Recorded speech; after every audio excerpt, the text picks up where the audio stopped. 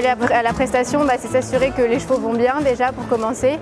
On leur fait un pansage complet, donc on les brosse, on démêle la crinière et pour ma part les fanons pour qu'ils soient le plus beau possible.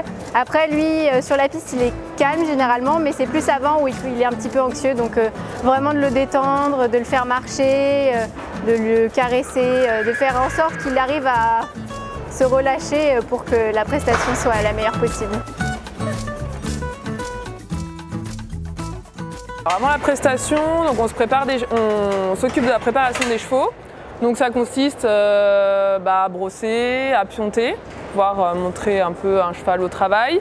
Donc mise en place des bandes assorties avec les copines pour la représentation.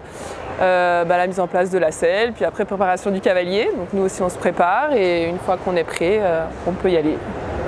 Ah oui, moi du coup j'ai pas besoin d'avoir de licol ni de selle.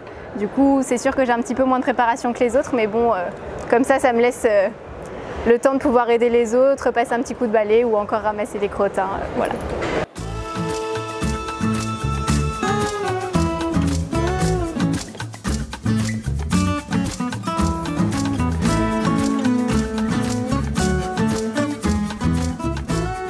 Après la préparation, du coup, on va tout ensemble sur la carrière de détente. Donc là, c'était un petit peu compliqué parce qu'il y avait pas mal de monde et là, mon poney était vraiment pas trop avec moi. Donc c'était un peu compliqué au début, mais on a su vraiment, j'ai essayé de varier les exercices, faire des transitions pour que mon cheval soit connecté avec moi et qu'il ne regarde plus l'environnement, mais qu'il soit vraiment avec moi.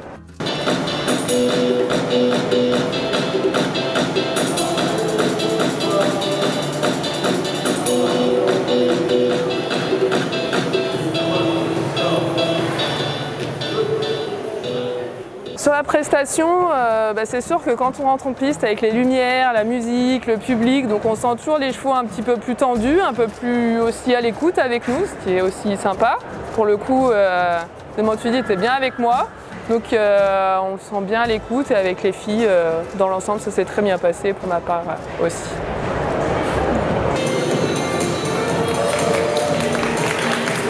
Donc j'ai fait beaucoup de travail en cordelette à cheval. Donc là l'objectif c'était de garder mon cheval vraiment avec moi et qu'il soit attentif, pas qu'il décide de partir au galop ou vraiment qu'il réponde à mes demandes. Et ensuite j'ai travaillé pas mal sur des figures de spectacle puisque avant j'ai eu la chance de faire pas mal de spectacles avec mon petit poney.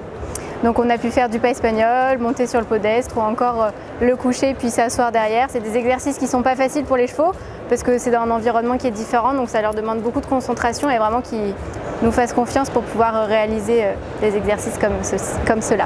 Donc ensuite après évidemment on les fait marcher les chevaux pour qu'ils récupèrent, on les brosse, on vérifie qu'ils ne sont pas blessés.